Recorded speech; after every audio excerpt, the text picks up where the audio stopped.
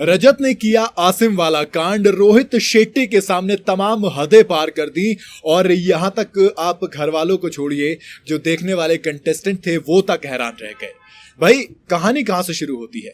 कहानी शुरू होती है सलमान खान से। सलमान खान वीकेंड के वार में है नहीं, एक वजह जिसकी वजह से सलमान खान ने कहा कि भाई अभी मैं तो होस्ट नहीं करूंगा, ऐसा करते हैं कि कुछ नए होस्ट लेके आते हैं। अक्सर ये होता था कि जब सलमान खान बिग बॉस को होस्ट नहीं करते थे तो उनकी जगह फारा खान या फिर करण जौहर या फिर जैसे OTT सीजन 3 में कौन आया था, अनिल कपूर, ये सब मिलके होस्ट करते थे। लेकिन इस बार होस्टिंग की जिम्मेदारी दी गई एकता कपूर और खतरों के खिलाड़ी के होस्ट रोहित शेट्टी को, सलमान खान के दोस्त रोहित शेट्टी को। अब रोहित शेट्टी, एकता एक दिन पहले आई, क्लास लगाई सबकी, वो उसमें मतलब वो एक तरीके से फालतू सी लगी मुझे। सलमान खान का कोई कंपैरिजन नहीं, कोशिश की उन्होंने चुगली गैंग से पंगा लेने की, कुछ विवियन को हड़काने की, कुछ रजत को धमकाने की, लेकिन जिस तरीके से रौब, रुतबा और जलवा सलमान खान का नजर आता है वहां पर एकता का बिल्कुल नजर नहीं आया। ऐसे में फैंस को उम्मीद थी कि अब रोहित शेट्टी के साथ वो एक दबदबा देखने को मिलेगा, लेकिन अगेन रोहित शेट्टी के सामने रजत दलाल ने कुछ ऐसी हरकत की कि दोस्त हर कोई हैरान रह गया। कहानी कहां से शुरू होती है? कहानी यहां से शुरू होती है कि दिग्विजय सिंह राठी से सवाल करते हैं रोहित शेट्टी कि भाई आप घर में आए थे, आप तमाम तरह की चीजें कर रहे थे, आप बात कर रहे थे, आपने एंट्री से पहले एक स्टैंड लिया था, लेकिन अब आप बदल गए हैं, आपका कोई स्टैंड नहीं है, आप एक तरफ रहते हैं, कभी इस तरफ कभी उस तरफ, एक तरीके से वो होता है ना थाली का बैंगन, आप वो बन चुके हैं। अब इस पे क्या होता है, इस पे कहते हैं कि यार मतलब दिग्विजय सिंह जवाब देते हैं कि देखो विवियन के अंदर क्या है, उसके अंदर सुपीरियरिटी कॉम्प्लेक्स है। मैं कह रहा हूं ये गलत नहीं है, बट विवियन के अंदर थोड़ा सा ज्यादा जो कि नेगेटिव बनता है।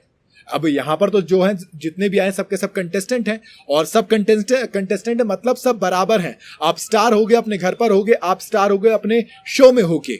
इसके बाद दिग्विजय सिंह राठी ने एक लाइन बोली, उन्होंने कहा कि इतनी अकड़ तो मैं अपने बाप की भी नहीं सहता, तो आपकी क्यों सहूंगा। अब यार ये लाइन सोचिए, रोहित शेट्टी के सामने बोल दी जाती है। रोहित शेट्टी थोड़े से हैरान हो जाते हैं, लेकिन चलिए हैरान तो ठीक है, मतलब एक तरीके से होता है ना, थोड़ा सा मतलब ऊपर नीचे होता है। अब दिग्विजय की बात सुनकर विवियन कहते हैं कि दिखा दिया अपना स्टैंडर्ड, यही स्टैंडर्ड है तुम्हारा, कितना लो स्टैंडर्ड है तुम्हारा।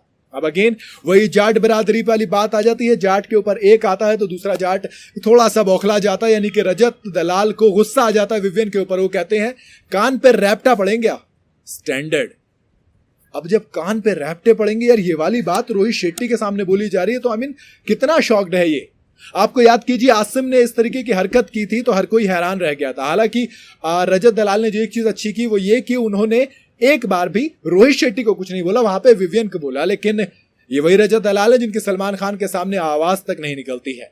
तो ये एक थोड़ा सा मुझे एक नजर आया कि हाँ भाई सलमान खान का रौब, रुतबा और जलवा तो है, लेकिन रोहित शेट्टी के सामने भी इस तरीके की हरकत, यार ये तो बिल्कुल भी अच्छी चीज नहीं है। हालांकि रोहित शेट्टी काफी एक्शन मोड में नजर आए थे, बिल्कुल अपनी फिल्म के जो डायरेक्शन करते हैं उसके एक्शन उन्होंने बिग बॉस के एंगल में लाने की कोशिश की, लेकिन दोस्त रजत दलाल उल्टे पड़ते नजर आए, जो कि मेरे हिसाब से बिल्कुल गलत है। आप कंटेस्टेंट को सामने कुछ भी बोलिए, कोई फर्क नहीं पड़ता, लेकिन जब सामने आपके रोहित शेट्टी जैसा इंसान खड़ा हो तो कम से कम उसकी इज्जत कीजिए। बाकी आपके हिसाब से रजत दलाल की हरकत कितनी सही कितनी गलत आप मुझे कमेंट में बता सकते हैं। वीडियो अगर आपको पसंद आई हो तो इसे लाइक और शेयर जरूर करें, जाते जाते चैनल को फॉलो और सब्सक्राइब जरूर करते जाइएगा।